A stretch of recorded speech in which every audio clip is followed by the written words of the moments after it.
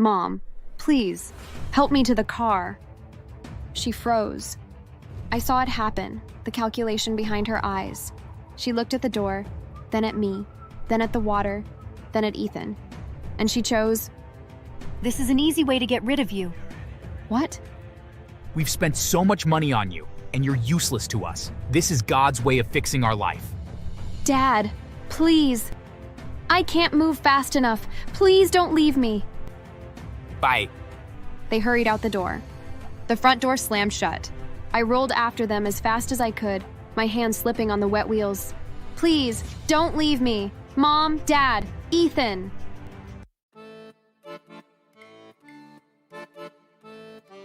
My name is Lila, and I was born different. My legs never worked, my spine curved like a forgotten question mark, and my wheelchair squeaked like it was tired of life just as much as I was. But honestly, the broken wheelchair wasn't the problem. The real problem was my family. They didn't love me. I don't even think they liked me. If you opened the dictionary and looked up family that shouldn't have had kids, you'd see a picture of us waving awkwardly. Well, my parents and my brother waving. I'd just be sitting there, probably falling out of frame. My younger brother, Ethan, was the golden child. My parents adored him. Me? I was the project, the burden, the content. My parents learned very fast that having a disabled child could bring them money. They dressed me in old, dirty clothes so I would look extra sad. Sometimes my dress had holes. Sometimes they wouldn't even brush my hair. They said it made people feel sorry. Every evening, they pushed me in front of a phone and opened TikTok Live.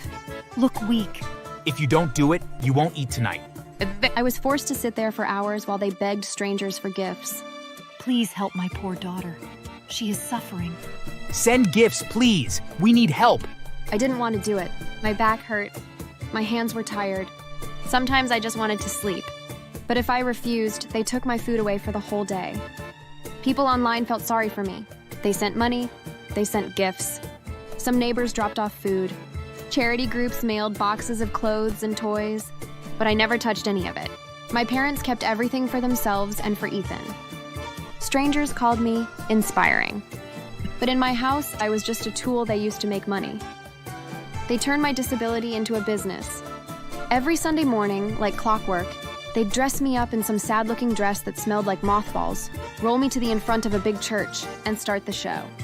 My mom would fake cry, my dad would hold a Bible in the air like he was summoning lightning, and Ethan, perfect, angelic Ethan, would hold my hand like he was comforting me.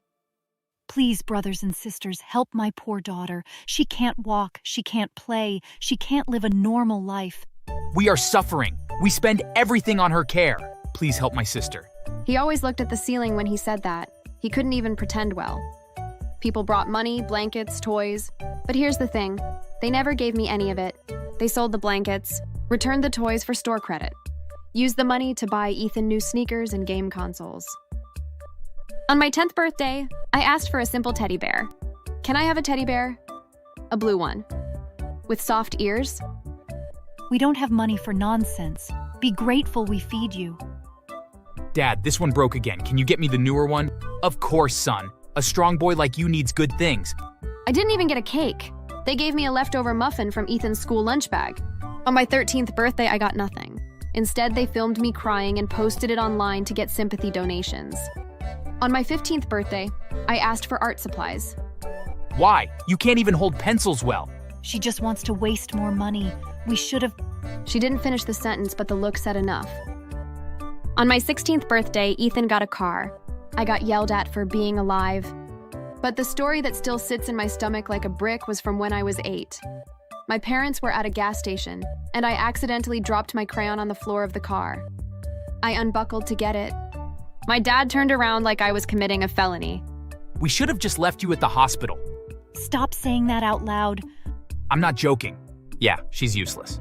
That was the day I learned 2 things. My parents didn't want me. Ethan enjoyed knowing it. But despite all the bad, I stayed alive. I stayed hopeful. Because secretly, I wanted revenge. Not the violent kind. The poetic kind. The kind where life does the job for you. And oh, life was listening. You see, we lived in a part of the USA that gets floods almost every year. It was normal for us. Usually we got warnings, usually we had time to prepare. But this time, everything was different. The rain came harder, heavier, stronger, like the sky was angry at the whole world. And the worst part? We weren't warned on time. No alerts, no sirens, no messages. The flood hit so fast that it caught everyone off guard, including us. On the day everything changed, I woke up to the sound of my mom shouting. Water is coming in. Hurry, get your brother. My heart jumped. I rolled my wheelchair toward the window. The street looked like a river. The brown, rising water hit our porch steps like fists. My dad ran past me holding Ethan's bag, then his school laptop, then his sneakers. Yes, the sneakers got saved before me. Dad, help me. He didn't even look at me. The water kept rising. My wheels were already wet. Mom rushed in with Ethan behind her, holding his backpack and clutching his phone. Mom, please, help me to the car. She froze. I saw it happen, the calculation behind her eyes. She looked at the door, then at me, then at the water, then at Ethan. And she chose, This is an easy way to get rid of you. what? We've spent so much money on you, and you're useless to us. This is God's way of fixing our life. Dad, please. I can't move fast enough. Please don't leave me. Bye. They hurried out the door. The front door slammed shut. I rolled after them as fast as I could, my hands slipping on the wet wheels. Please, don't leave me. Mom, Dad, Ethan. I reached the doorway, barely, but my chair jammed against the frame. Outside, I saw them. My parents pulled Ethan into the car like he was made of gold. They didn't even turn back when I screamed. The car engine roared, the tires splashed water, and they drove away. They left me to drown. I stared at the door, shaking. Water filled the floor. It reached my ankles, then my knees. My heartbeat wasn't beating anymore. It was pounding like a trapped animal. My breathing broke, but then minutes later I heard it. Sirens, loud, close, growing louder.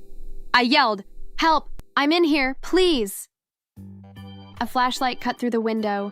There's someone inside. A kid. She's alive. Kick the door. The door burst open. 2 rescuers rushed in, soaked and muddy. You're safe. We got you. My parents, they left. Anyone else in the house? No. They exchanged looks, sad ones. The kind that say, "We've seen this before." They carried me out carefully, shielding my face from the rain. I clung to the rescuer's jacket like a lifeline.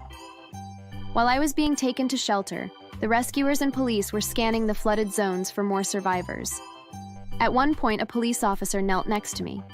Sweetheart, do you know which way your parents drove? Toward the east side, I think. He slowly exhaled. That side is completely underwater. My stomach tightened. Hours later, the news came in. A rescue worker spoke to the police chief. We found a car, upside down. I went cold, completely cold. The car had been swept off the road by rushing floodwater. My parents had chosen the wrong direction, literally the direction authorities told residents not to go. They got stuck between 2 collapsing bridges, and the water swallowed them. No survivors. Ethan, my golden brother, who used to smirk when I fell, he was gone too. People expected me to cry, but I didn't, because that was the moment I realized life had done the revenge for me. I was placed with a temporary foster family at first, then a permanent one, the Bennetts. They were nothing like the people who raised me.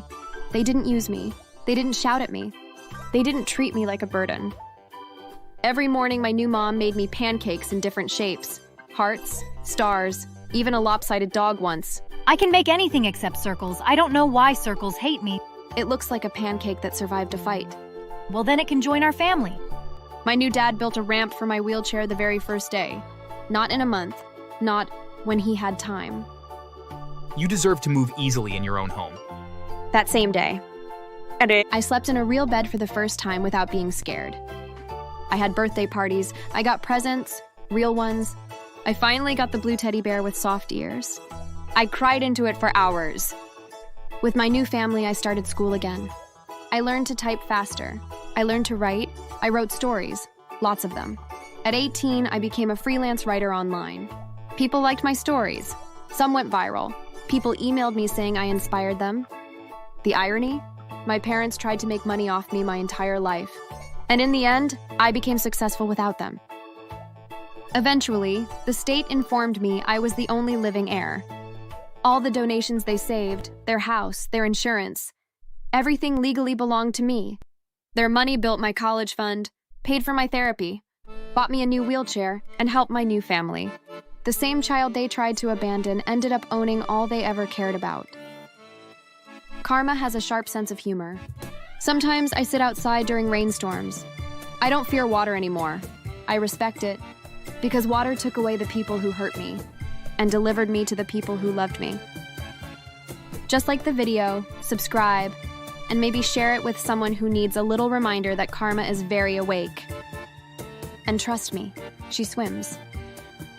He was holding her hand tightly, almost crushing her little fingers to keep her from running to me.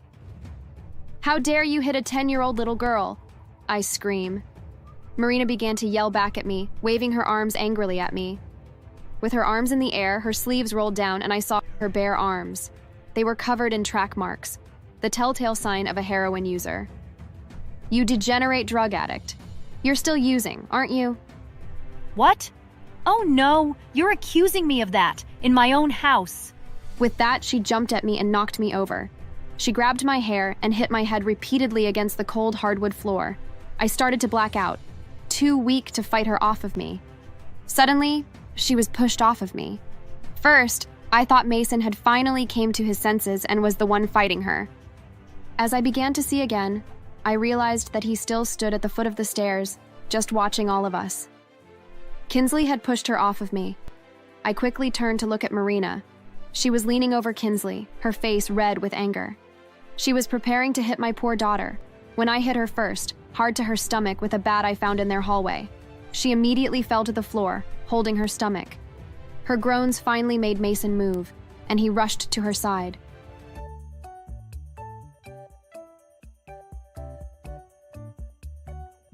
My name is Audrey, and I thought my nightmare ended 4 years ago when I divorced my husband Mason. Unfortunately, it was just the start of another one. I filed for a divorce because I caught him sneaking around with another woman behind my back. Actually, my 10-year-old daughter Kinsley caught him. How horrible is it to discover your father with another woman and then have to tell your mother about it? I still feel so guilty for not seeing the signs sooner. I could have prevented her from going through that pain. Sometimes as a mother, you have to accept that you can't protect your child from everything. My therapist had to tell me that a lot after the divorce. Shortly after the divorce was finalized, Mason publicly announced the woman that he had been cheating on me with to be his girlfriend. Her name was Marina. Marina and Mason. Of course, I was humiliated, but I kept it to myself. The only contact that I had with him was when I dropped Kinsley off at his house for the 1 weekend a month that he got her. In the court hearings, he didn't get full custody, but a weekend visitation. I wasn't happy with it, but I still wanted my daughter to have some relationship with her father, even if he was a lying, cheating scumbag. He's still her father, after all. My therapist had to convince me of the importance of their relationship, despite how angry I still was with him. After some time, though, I realized that something weird was happening when Kinsley would go to visit her father. She would come back silent and would barely talk or look at me. She would only wear long sleeves that covered her arms and legs. This happened for several weeks before I finally decided to talk to her about it. "What's wrong, sweetheart? You always look so sad whenever you come back from your father's house." "It's his girlfriend. She's mean to me, bosses me around, and makes me do hard chores around the house." "Well, you need to do chores sometimes, sweetie." "But she's mean to you?" "Yeah. I'm scared of her. She hits me sometimes too." "What? Have you told your dad about this?" "Yeah, and he doesn't care. He keeps saying it's just my imagination, and I'm lying because she's not you." It all started to make sense. Whenever I would drop Kinsley off, I would see her tense up as if she was afraid. I already didn't like Marina, much less trust her, after she ruined my marriage. But this an entirely different matter. My daughter's safety would always come before any personal issues I have with someone. I told Kinsley that I would talk to her father and get things straightened out for her. I called Mason that evening and talked to him. Do you know what your daughter said to me? She said that she doesn't feel safe in your house because of your girlfriend. She told me that she hits her. I wish she would have said something to me about it. I promise you, everything is fine over here, and she's in perfectly safe hands when she's with me. A little discipline never hurt anybody. How can I trust you not to lie? You've lied to me before about Marina. Our divorce ringing any bells? A little discipline and hard work won't hurt anybody. You should be thanking me that she's getting it somewhere. You're just trying to start trouble so that you can take away what little time I get to have with my daughter. I won't let you take her from me, Audrey. I love Marina now. Get over it. I hung up the phone. I was tired of talking to him. He clearly wasn't listening. That was just the first of many phone calls that I had with him. Each time I tried to ask him more about Marina, he wouldn't tell me anything, and kept telling me that Kinsley was fine, that she was only lying so that she could go back home to spend more time with me. You are the favorite parent after all, Audrey. She's 10. I wouldn't put it past her. I gave up trying to reason with him. If I was going to protect my daughter, I needed to do some snooping of my own. I couldn't keep Kinsley from seeing her father, but I could get her a better phone so she had a more reliable way to contact me if anything happened while at his house.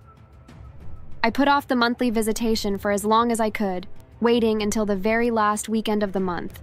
There were a few times where I was in the driveway of their house, and I could hear the two of them screaming at each other before I dropped her off. I felt so uneasy about the whole situation, but I really couldn't do anything about it. I did my best to be patient, and gathered as much information as I could. I talked to Mason's neighbors about the two of them, and they said that they've had to call the police a couple of times to file noise complaints. Apparently, a few weeks prior, the two of them had gotten into a huge fight with each other. It ended with Marina pushing Mason down a flight of stairs. He didn't press any charges, so nothing changed about their situation. I also found out that Marina had a past of drug addiction. When I talked to Mason about it, he swore up and down that she had been clean and sober for years. In January, I tried to do my usual of waiting until the last week of the month for Kinsley to visit her dad, but I got really sick. I kept fainting and was too lightheaded to even walk. I had to make a tough decision. I couldn't take care of Kinsley while I was sick like this. Against my better judgment, I called Mason and asked him to come pick up Kinsley, and he did. She had been gone for roughly 4 hours before she called me. She was panicking, whispering into the microphone. Mom, I know you're sick, but I really want to come home. Marina hates me for no reason, Mom. Why? What happened? Marina made me make dinner like she usually does. And when I sat down to eat with them, she screamed that I shouldn't be sitting at the table with them at all. She hit me really hard, knocking the sauce on my plate all over the floor. She hit you? Yeah. Where's your father? Did you tell him about what's going on? Yes, but he said she was just disciplining me. I started crying and couldn't stop, so he locked me in this closet. It's so dark and I'm really scared, Mommy. In the background of the call, I heard Marina screaming at the top of her lungs. You naughty little sack of crap! I told you not to use that stinkin' phone in there. Your stupid father should have taken that away from you. Let's see how well it works when I smash it to bits. I had read stories of mothers performing crazy feats of strength when their child was in trouble. I could only imagine it before, but this was the moment where I experienced it firsthand. Mason lived 2 hours away. As sick I was, I drove to go pick up my daughter that night. It didn't matter that I didn't have enough strength to change out of my pajama pants anymore. Fighting against the nausea and the dizziness was almost too easy because I was filled with so much anger. I sped the whole way there. I busted through the door. Marina came around the corner of the living room and began screaming at me. Mason came down the stairs holding Kinsley's hand. At first glance, it might have looked like a loving father providing support for his daughter in a scary situation, but I knew better. He was holding her hand tightly, almost crushing her little fingers to keep her from running to me. "How dare you hit a 10-year-old little girl?" I scream. Marina began to yell back at me, waving her arms angrily at me. With her arms in the air, her sleeves rolled down, and I saw her bare arms. They were covered in track marks, the telltale sign of a heroin user. "You degenerate drug addict. You're still using, aren't you?" What? Oh no, you're accusing me of that, in my own house. With that, she jumped at me and knocked me over. She grabbed my hair and hit my head repeatedly against the cold hardwood floor. I started to black out, too weak to fight her off of me. Suddenly, she was pushed off of me. First, I thought Mason had finally came to his senses and was the one fighting her. As I began to see again, I realized that he still stood at the foot of the stairs, just watching all of us. Kinsley had pushed her off of me. I quickly turned to look at Marina. She was leaning over Kinsley, her face red with anger. She was preparing to hit my poor daughter, when I hit her first, hard to her stomach with a bat I found in their hallway. She immediately fell to the floor, holding her stomach. Her groans finally made Mason move, and he rushed to her side. I grabbed Kinsley's hand, spat on their floor, and ran out the house. In the driveway, we called the police. When they arrived, they talked with the four of us. They lied, claiming that Marina never attacked us. Thankfully, the officer only had to take one look at my swollen and bloody face to tell that they were lying. The injuries were to the back of my head, and there was a little dent in the floor from where she banged my head onto the floor. Fortunately, I was able to protect Kinsley from being attacked again. With the police report and the Child Protection Services report, there was enough evidence to punish the two of them, despite all of their blatant lying. Mason lost all custody of Kinsley and had to pay a crazy expensive fine for child endangerment. It was such a large fine that he couldn't pay it all before the deadline. This happened for months, and the interest fees got larger and larger until he couldn't even make a dent in how much he owed. His solution was to try to sell some of the heroin that Marina had left behind. In a drug deal that went wrong, he tried to trick someone into paying 3 times more money than he should have, and the buyer caught on. The man was so angry that he crippled Mason's right hand with a pipe, the same hand that he used to try to keep Kinsley from running to me that night. Marina was found guilty of child abuse for beating Kinsley, and was sent to prison for 10 years. For the first few weeks after the trial, she had to stay in the hospital before being transferred to the prison. When I had hit her with the bat, it had cracked a couple of her ribs. She stayed in the state hospital for months before being transferred to the prison's hospital. When she finally got there, she ended up still being a danger, just to herself this time. She turned to other inmates to be her source for drugs and alcohol while she was in prison. Apparently, someone had taught her how to make wine in the toilet, but she had missed a crucial step and ended up severely poisoning herself and died in the prison's infirmary. As for me and Kinsley, without those two psychos in our lives, we were finally able to live together in peace. My brother had heard of the fiasco that had happened with her father and volunteered to step in Kinsley's life so that she could have a positive male role model. It's made such a difference.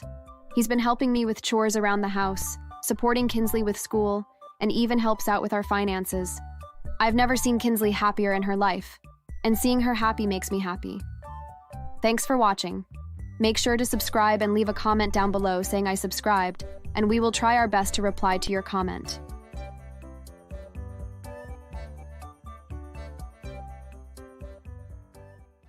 The police dragged him away, and then we followed the signal to the other AirTag, which led straight to Freddy's car. After some effort, the police managed to break into his truck, and we saw that much like Tim's locker that the trunk was full of stolen goods, along with illegal steroids. As the police were combing through the items inside the trunk, Freddy came outside and saw the police. As quickly as he could, he leapt into his car and started it up and tried to race away. The police jumped into their cars and chased after him, and he led them on a wild car chase for a couple hours that ended with him crashing his car. He was then taken into custody.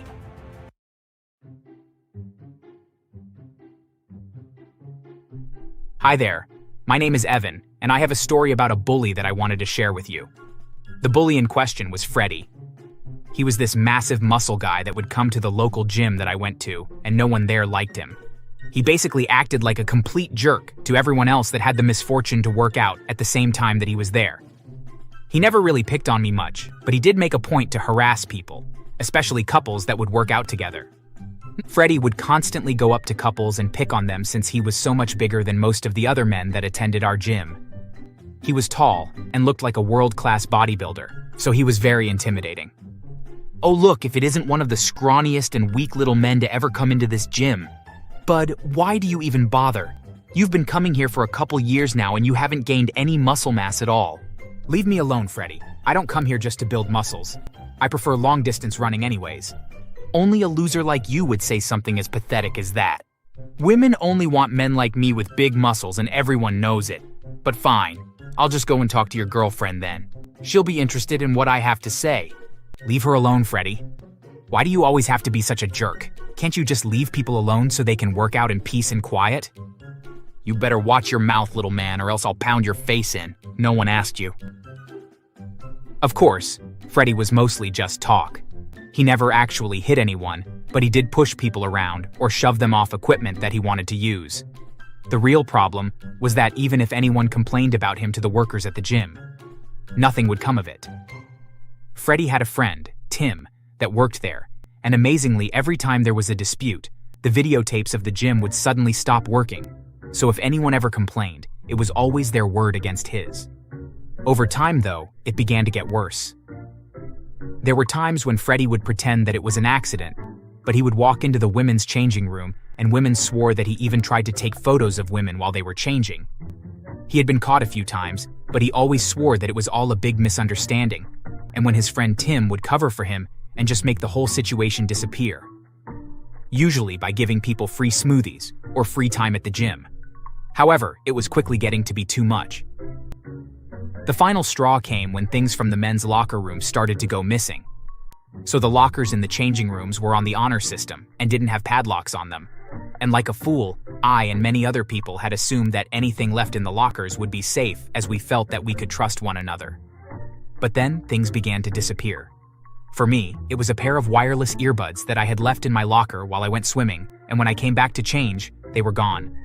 I reported them missing to the staff, but no one ever came forward with finding them. However, I was convinced that I saw Freddy using them the next time I was in the gym. I couldn't prove for certain that they were mine, but I just knew. Other people reported money going missing from their wallets that they left in the lockers, or a watch or jewelry even. None of it was ever found, and while no one came out directly and said it, it was very obvious who the culprit was. We were all very frustrated, especially since we knew that nothing was going to be done. However, one day, I had had enough. I stupidly wore a watch that my father had given me before he passed away to go to the gym, and I didn't want it damaged when I went swimming, and so I left in my locker. A couple hours later, I went in the changing room to get dressed and head home, and found my locker open and everything in it gone. I asked at the head desk and spoke with Tim. Hey, sorry, but there are no cameras in the changing rooms. I'll keep an eye out if anyone finds it, but that's the best I can do. Well, that isn't good enough. That watch was incredibly important to me. I demand that you do something. Well, you can demand all you want to, but that won't change anything. There's nothing I can or will do. Sorry, bud, but you just have to accept that it's gone.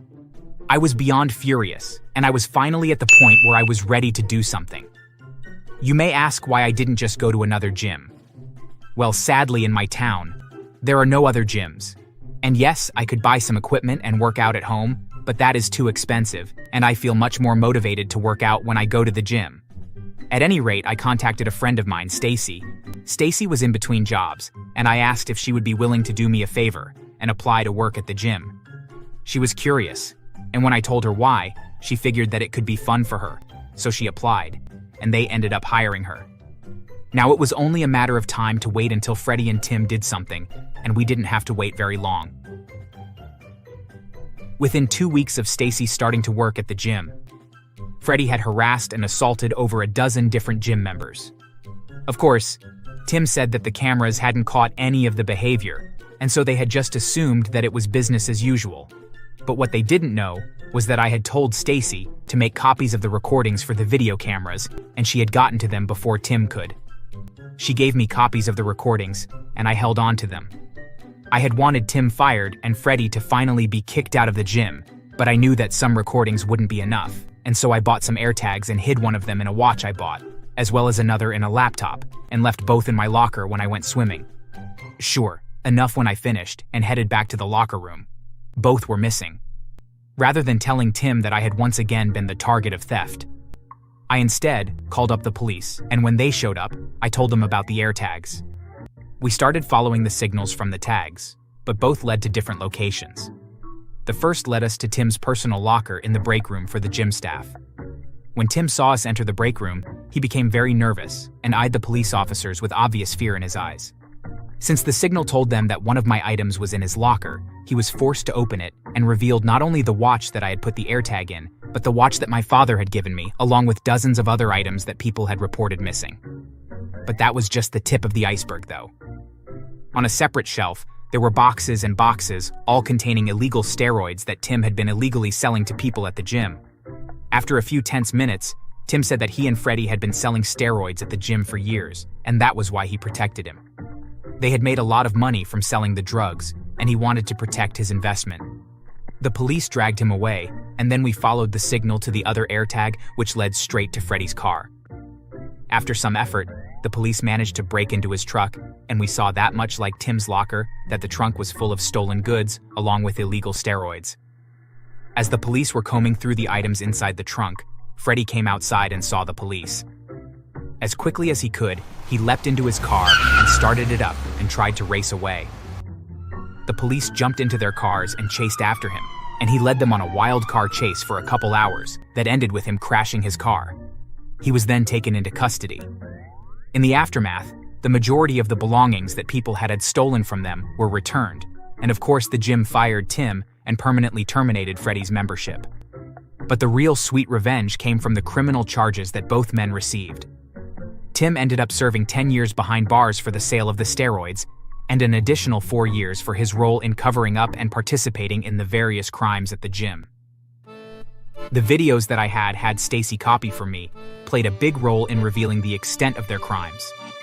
For Freddie, though, he was given the same, but then an additional 3 years for fleeing from the police and leading them on a dangerous car chase through town.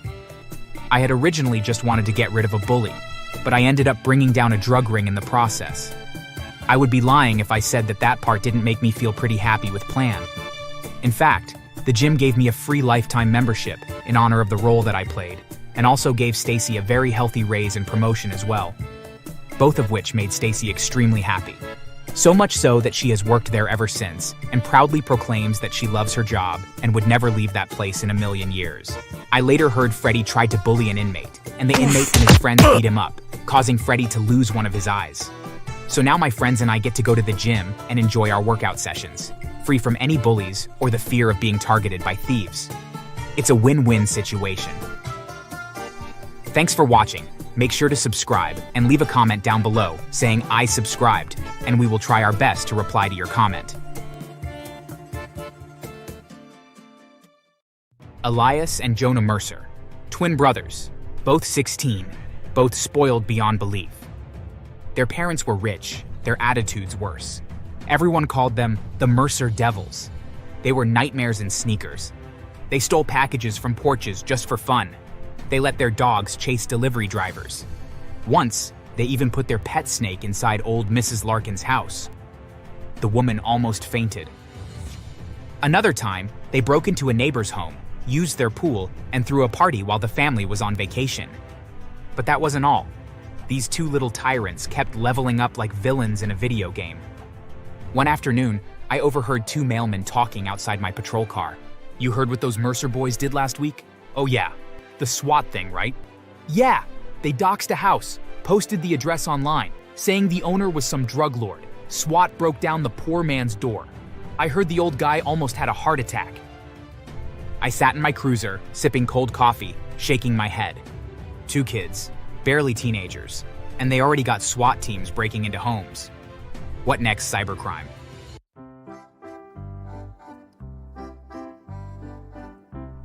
My name is Marcus Hale, and I'm a police officer.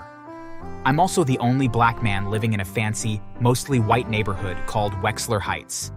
It's the kind of place where people wave with tight smiles, lawns are trimmed like military haircuts, and gossip moves faster than the mail truck.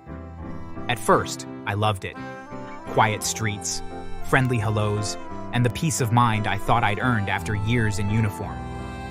But peace didn't last. Because in this perfect neighborhood lived 2 boys who thought they were kings.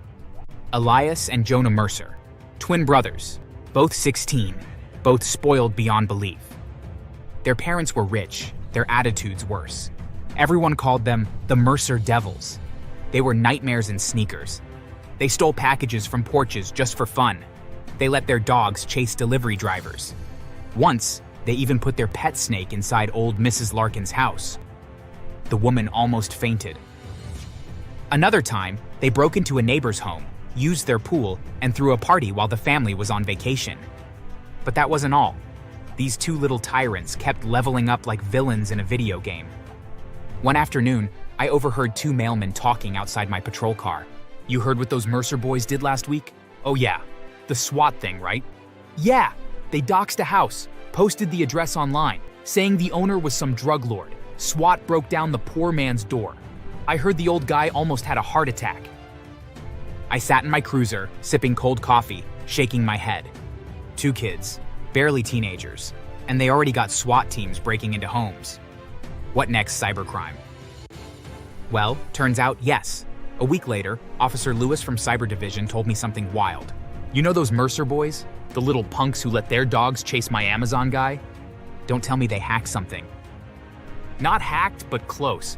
They've been running tiny online scams, selling fake sneakers on social media, pretending to be kids in need, even catfishing people for lunch money.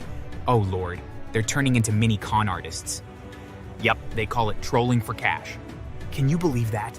At this point, the neighborhood was fed up. Old Mrs. Larkin started keeping her windows shut tight. Mr. Harold, the retired postman, began installing cameras everywhere like it was Fort Knox. And me? I was the neighborhood cop, which meant everyone came to complain to me.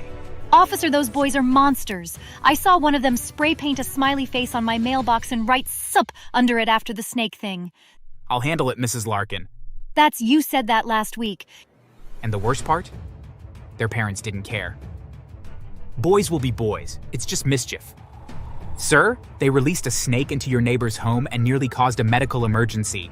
Better than them being glued to screens all day, right? Right. Until they end up in handcuffs. Oh, and speaking of screens, the boys filmed everything. Every prank, every chase, every scream from terrified neighbors. It was all recorded for their little YouTube channel, Mercer Mayhem. They had subscribers cheering them on. One video showed them putting fake poop in a mailbox, and another of them pretending to be cops arresting a delivery man. That was when I realized something. These two didn't just want fun. They wanted fame. They wanted to be feared and adored. The kings of chaos. I'd warned them before. I'd even arrested them once for trespassing. But their dad, Mr. Mercer, had money and lawyers. They got off easy, every time. I watched them laugh in my face once and say, "Come on, Officer Hale, don't you have real criminals to catch? Yeah, stop bothering kids for having fun." That night, I went home angry. I looked out the window and saw them speeding down the street, music blasting, lights flashing. They had no fear, no respect, and something inside me snapped. That night, I sat in my kitchen with my badge on the table. I didn't want to arrest them again. I wanted them to learn, to feel fear for once, to understand how it feels when someone bigger, stronger, and smarter plays with your peace. I decided to teach them a lesson, not with violence, but with fear. If they loved pranks, they were about to meet someone who could prank harder.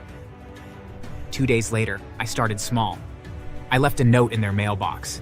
It said, "We are watching you." No name, no threat, just those 4 words. The next morning, I saw Jonah reading it from my window. "Bro, look at this. Someone's trying to scare us.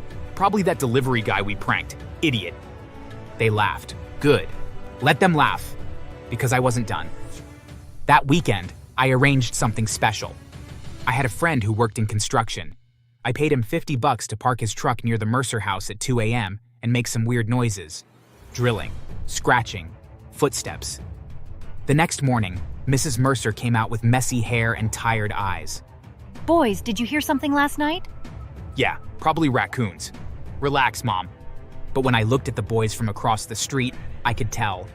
They didn't sleep well. They kept glancing at the bushes. I wanted to go bigger. So one night, I took a bottle of fake blood, the kind we used for Halloween training, and poured it all over their front porch. Then I left a note on the door that said, "Next time it's real." The next morning, the whole neighborhood was buzzing. "Marcus, you're a police officer. You must find who did this." Don't worry, sir. I'm investigating. Inside, I was laughing so hard I nearly choked on my coffee. Because later that day, I saw Jonah washing the porch with a mop and a face as white as paper. 1 week later, I borrowed something from Mrs. Larkin, her rubber snake she used for Halloween decor. Late at night, I sneaked into the Mercer yard and put it inside their mailbox. Next morning, I stood outside pretending to check my mail. Ah, it's back! It's back! He threw the fake snake into the street. Elias ran out half asleep, yelling, "What is it?" When he saw the snake, he jumped 3 feet back. The mailman almost fell laughing. It was perfect. One evening, when the Mercers were out, I used my old lockpicking kit, a skill from my detective days, and entered their house. No stealing, no harm. Just one thing. I wrote on their mirror with red marker, "Payback time." Then I left a few muddy footprints in the hallway. That night, I sat on my porch and watched their car pull in. 10 minutes later, lights flashed in every window. "Someone's been in the house. Check upstairs, check the mirror." When they saw the message, they froze. Mr. Mercer called the police. Guess who showed up? Me. Any idea who might want to mess with you? No, this is harassment. I'll investigate, sir. I had to bite my lip not to smile. All right, I admit this one went a little far. I decided to scare them properly. So I asked 2 of my old army buddies, Rico and Dom, to help me with a fake kidnapping. Don't worry, no harm was done. On a Saturday night, the boys were walking back from a store, laughing and eating chips. Rico's van pulled up beside them, doors slid open, and the 2 men in ski masks grabbed Jonah. Elias screamed and ran home like lightning. Jonah was blindfolded, taken to an old storage room I rented, and sat on a chair. Then we played a recorded voice I'd made on my phone. It said, "You think it's fun to make others scared? How does it feel now? You have one chance to change." Then Rico took off the blindfold and said calmly, "This is what fear feels like. Remember it." We dropped Jonah 2 blocks from home. He ran the rest of the way.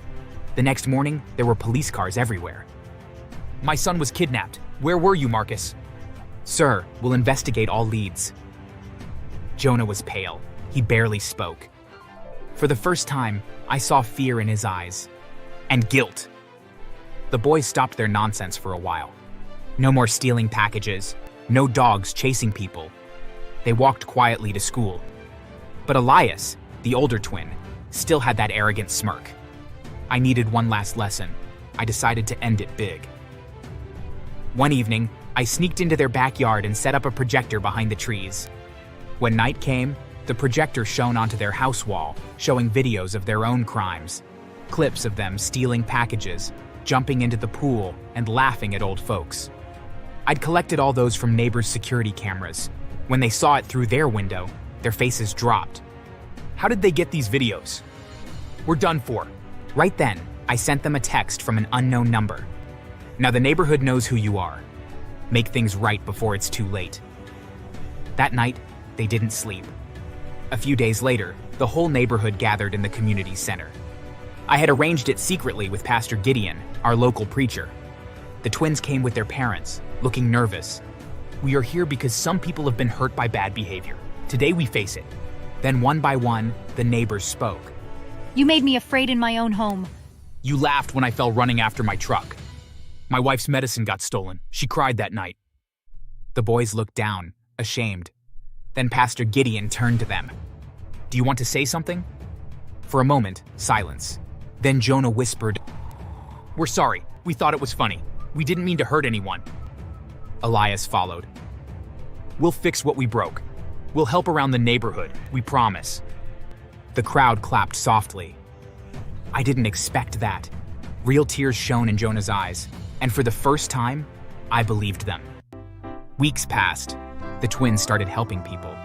They delivered groceries for old neighbors. They painted Mrs. Larkin's fence. They even helped the mailman carry packages. One day, I saw Jonah walking a dog, the same dog they used to set loose. He waved at me shyly. Morning, Officer Hale. Morning, kid. Stay out of trouble. Trying to, sir. That felt good. Months later, Elias knocked on my door. He was holding a small box. Officer Hale, I wanted to say thanks. For what? For making us see how bad we were. My mom said someone scared us to teach us a lesson. Was that you? Now, why would a police officer do such a thing? He laughed nervously. Then he handed me the box. Inside was a small toy police car, just to say sorry. He walked away. I stood there smiling like a fool. Wexler Heights is quiet again. No missing packages, no broken fences, no snakes in mailboxes. When I drive home at night, I see Elias and Jonah sometimes shooting hoops in their yard. They wave when they see me. They're still teenagers, still loud, still silly. But they're better. And me? I learned something too. Revenge isn't always about hurting back. Sometimes it's about scaring people straight, making them face themselves, and maybe, just maybe, saving them from becoming worse. So that's the story of how I scared two neighborhood devils straight. They changed, and I got my peace back. Now do me a favor, hit that like button, subscribe, and maybe don't prank your local police officer. You might end up starring in the sequel. I came across my sister's page and saw that she was on a wheelchair. She was also in tears. According to her story, she'd gotten into an accident which almost claimed her life. She'd luckily survived, but would be needing surgery to help her walk again. She'd set up a GoFundMe, requesting help from people. I cried so much when I saw the video. My parents hadn't told me anything. I felt so abandoned and resolved to confront them when they returned home.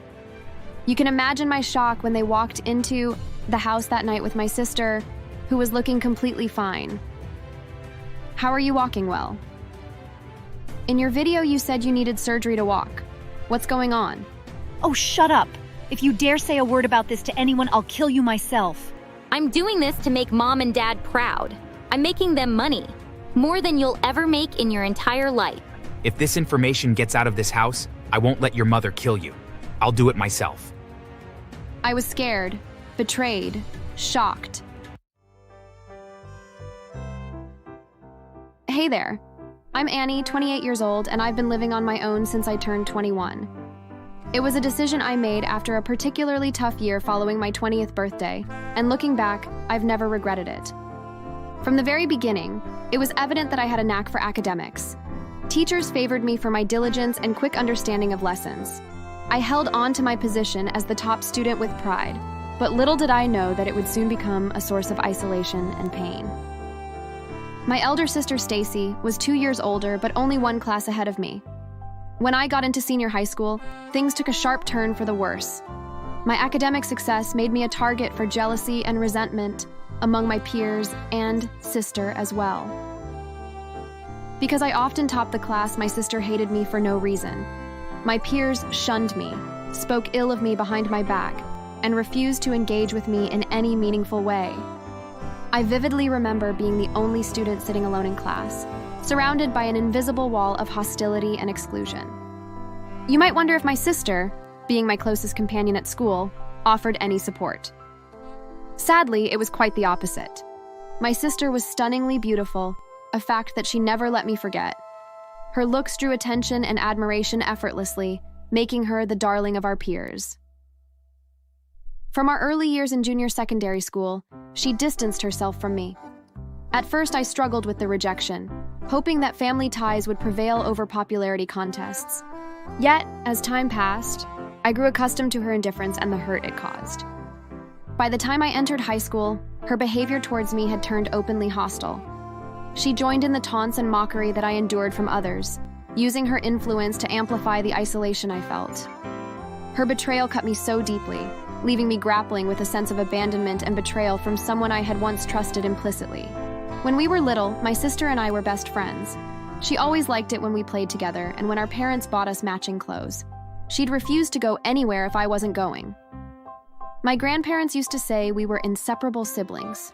You can understand my pain after her sudden change toward me. You would think she was different at home, but she was just the same. She would scream at me at the slightest provocation. She would even hit me for the littlest mistake and tell me how bad and unfortunate I was. Once, while my parents were away, I tried cooking something for us. I wanted to make her feel good, and maybe like me. Knowing she was a foodie, I opted to use food. Unfortunately for me, I wasn't a great cook. I tried, but the only good thing about the meal was the love and care I'd put into it. I was going to trash the food because I knew it wasn't good. But before I could do that, my sister caught me.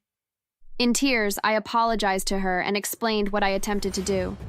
Against my wish, she tasted the food and smiled. She kept the food to show to my parents once they were home. I was so scared because we both knew my parents were against food wastage. I begged her in tears, but she refused to listen. She swore to make me pay for wasting food. When my parents returned home and heard about it, they were livid. I explained what my intentions were, but it was disregarded. My parents hit me. That was the first of the many times they hit me after believing my sister over me. With no one on my side, both at school and at home, I threw myself into my studies as a refuge, seeking solace in the pursuit of knowledge where judgment was based on merit, not popularity. Teachers continued to commend my efforts, but their praise offered little comfort in the face of relentless hatred from my peers. Outside of school, I found peace in my loneliness. Books became my constant companions. Finally, we graduated from high school. My parents had tried to get us matching outfits for graduation, but Stacy refused. According to her, we weren't kids, and her friends would mock her for that. I was willing to match with her. However, my opinion wasn't demanded. We ended up getting different outfits, and of course, my sister got the prettier one while I got a casual one. Graduation was over, and we got into college. Again, my sister's beauty got her more popularity. There weren't bullies in college. They liked me. They liked how brilliant I was and tried to associate with me. I guess seeing that angered my sister. She hated that I was getting attention, nearly as much as her. I suppose that was the reason she began running a YouTube channel. At first, her videos were fashion-oriented. She managed to gather quite a lot of subscribers as a result of her beauty and great fashion sense. She expanded to other social media platforms where she also gained recognition. Watch out. I'm going to get so rich and no one will be interested in your stupid brain anymore. She often boasted like that. Honestly, I wasn't interested in the popularity. All I wanted was to peacefully graduate college and get a job better than the part-time one I was doing. With the money she gained from social media after a year, my sister moved out of the house at age 22. She'd truly gotten rich. She got my parents a car and even helped renovate the house, excluding my room. You could use your brain to get yourself money and make your room look better. I felt bad, but I didn't dwell on it for long. I had done nothing to offend her, but I refused to hold grudges against her. I was never allowed to visit her home. My parents also refused to disclose her address. You know your sister doesn't like you. I think it's better you don't bug her. Your mom is right. Personally, we think it's better this way. We don't want you causing trouble for her. I felt disappointed in my parents for supporting her mistreatment toward me, but I didn't complain. I stopped asking about her and simply let things go their own way. Shockingly, 4 months later, I came across my sister's page and saw that she was on a wheelchair. She was also in tears. According to her story, she'd gotten into an accident which almost claimed her life. She'd luckily survived, but would be needing surgery to help her walk again. She'd set up a GoFundMe, requesting help from people. I cried so much when I saw the video. My parents hadn't told me anything. I felt so abandoned and resolved to confront them when they returned home. You can imagine my shock when they walked into the house that night with my sister, who was looking completely fine. How are you walking well? In your video, you said you needed surgery to walk. What's going on? Oh, shut up. If you dare say a word about this to anyone, I'll kill you myself. I'm doing this to make Mom and Dad proud. I'm making them money. More than you'll ever make in your entire life. If this information gets out of this house, I won't let your mother kill you. I'll do it myself. I was scared, betrayed, shocked. I felt like a stranger to my own family. I promised not to say anything. However, just 3 days later, my sister released a video. She was crying even more. In the video, she told everyone how she'd gotten into another accident. I caught my sister in bed with my boyfriend. I felt so hurt and betrayed. While I was driving away in tears, that's when the accident happened. If I wasn't her sister, I would have believed. She sounded so real. Tears rolled down my eyes as I read the comments. Everyone was talking down on me. I was being called a hater, homewrecker, bad sister, among other vile names. I cried so much that I nearly passed out. The next day, calls began to come in from those at school who recognized her.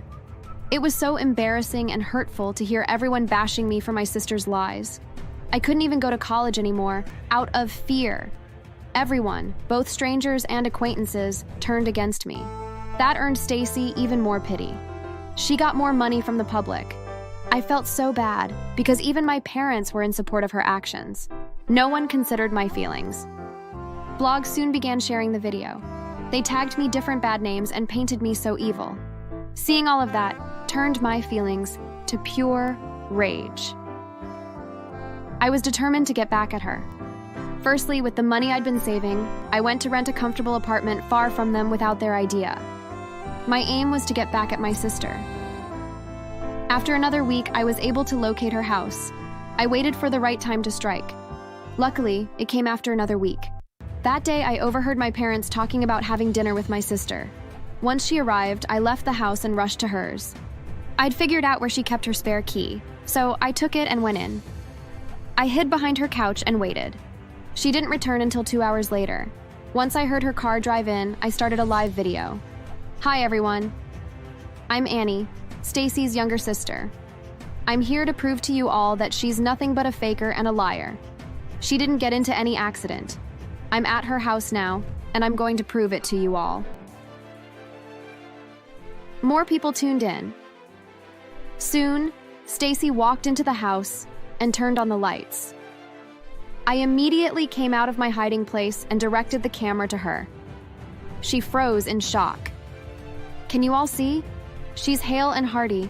She's lying against me because she hates me. She's faking her condition to extort money from you all. Our parents are also in on it. It's their plan to make you all pity her and take your money. My sister screamed and tried to fight me to take the phone from me, but I refused to back off. I pushed her and dashed out of the house. After locking her in, I called the police. They swiftly came and she was arrested. The news immediately went viral. Everyone on the internet was supporting her arrest. They requested my bank account details to aid with sending her to jail, and I released it. With the money, I pressed charges against Stacy. She was charged with fraud, defamation of character, money extortion, and deceiving the public. That got her 15 years in jail. Some of those on the internet were present on the day of her trial. The money she got from them was going to be given back to the public. However, they refused and insisted that the money be given to me instead. I got so emotional and burst into tears. They all felt like they owed me after all the insults and curses they hurled at me, and that was the only way they could get my forgiveness. Meanwhile, the neighbors had heard about it and stormed my parents' house. They burnt down the house, and my parents had been dragged all the way to the police station after getting mercilessly beaten. They both got 10 years jail term each for being accomplices to their daughter's deceit. As the cops dragged them to the bus, people threw eggs, water, and curses on them. People took videos of them, which went viral too. My classmates from college called to apologize for what they said. With the money I got, I was able to finish college, attend a cooking academy, and establish my own restaurant. It's been 7 years, and I've managed to establish 3 more restaurants, all of which are doing incredibly well. I haven't heard about my family, and I haven't cared to check. I feel happier not knowing about them, and it will remain that way. Thanks for watching. Please subscribe to the channel.